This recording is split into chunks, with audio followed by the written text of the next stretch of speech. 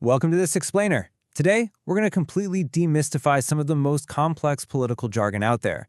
We're going to trace exactly how governments are structured, how they actually function, and how they evolve over time. If you've ever felt totally overwhelmed by political terminology, you are in the exact right place. We're going to break it all down. Okay, so let's dive into this highly debated internet question right out of the gate. I mean, you see this argument literally everywhere, right? Comment sections, opinion pieces, historical debates. You've got people fiercely defending one term over the other.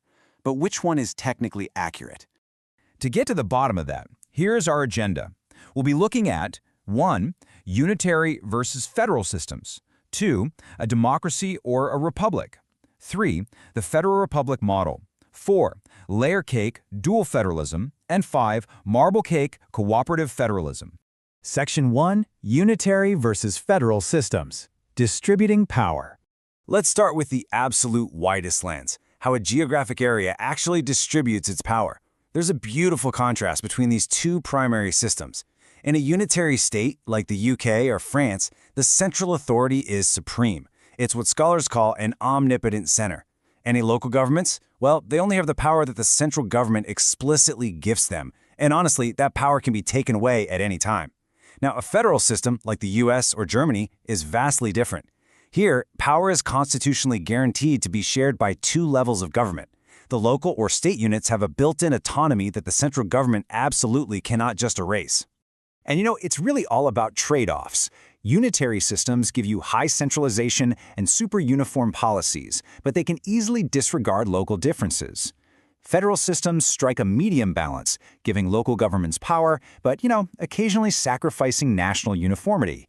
And then we have the Confederate system thrown in the mix. That's low centralization. It gives local regions almost complete control. But as history shows us with loose partnerships, like the original Articles of Confederation or the modern European Union, confederations deeply struggle to set any uniform national policies. Section 2. A democracy or a republic. The source of power. Having mapped out the macro structures, let's zoom in on where leaders actually get their power and tackle that burning question from earlier. The crucial point here is that while we often pit the two terms against each other, they just describe different mechanisms of citizen power. Ancient Athens gave us direct democracy, citizens literally congregating to vote directly on laws themselves. Ancient Rome, however, gave us the Republic, which is a representative democracy where citizens elect officials to make decisions on their behalf. In the US, while there are tiny elements of direct democracy and things like local ballot initiatives, the overarching system relies heavily on that Roman model of electing representatives.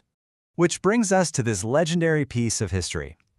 When asked what type of government the founders had formed after writing the Constitution, Benjamin Franklin famously replied, "A republic, if you can keep it." It's such a profound thought, right? It highlights that maintaining this representative structure is definitely not automatic. It requires an informed, active, and engaged citizenry to actually hold those elected representatives accountable. Let's use a super simple analogy to really lock this in. Think about it. Just like a Granny Smith is a specific type of apple, a republic is merely a specific type of representative democracy. They are not mutually exclusive concepts at all. So when people are arguing online about whether the US is a democracy or a republic, the factual answer is simply, yes, it's both. Section 3. The Federal Republic Model, combining the concepts. Okay, let's tie our entire journey together. The United States operates under a federal constitutional republic. Constitutional because the government's power is strictly bound by a written document. Federal because that power is shared between the national government and the states. And republic because that power is exercised by elected representatives. It is a highly specific, very deliberate system designed to disperse authority. Section 4. Layer cake.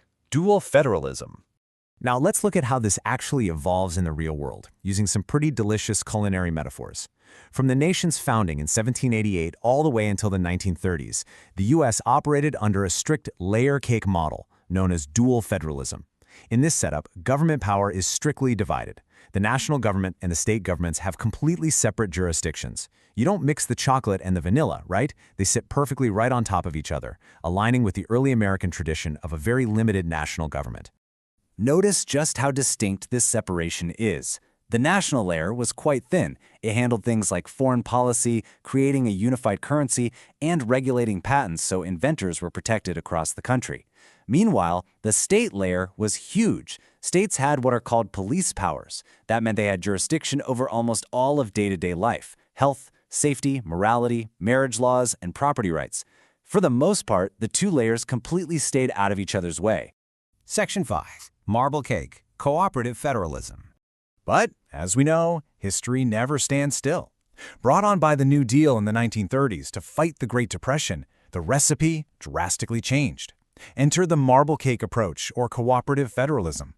This is where the national government actively steps into what used to be strictly state territory.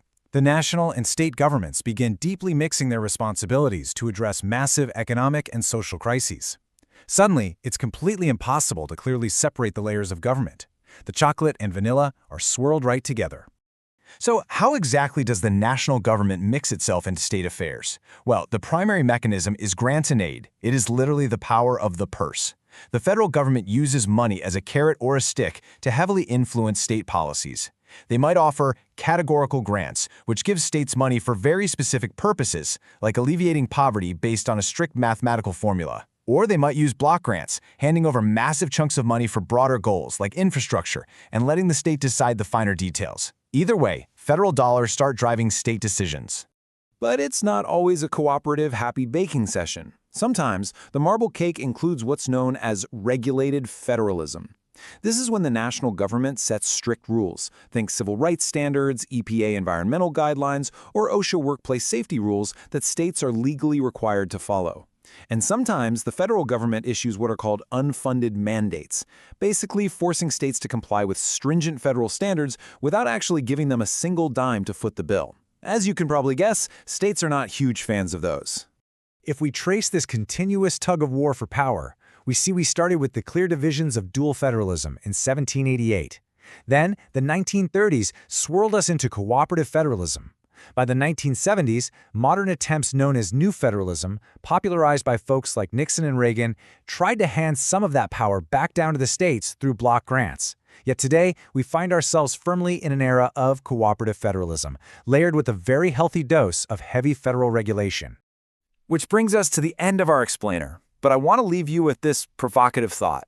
As our global economy rapidly changes and the world becomes insanely interconnected, will our marble cake system continue to blend until the layers are completely indistinguishable?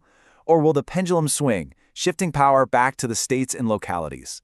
Think about how this shifting balance of power in our complex federal republic directly impacts your everyday life, from the taxes you pay to the very roads you drive on. Thanks so much for joining me on this deep dive into the machinery of government.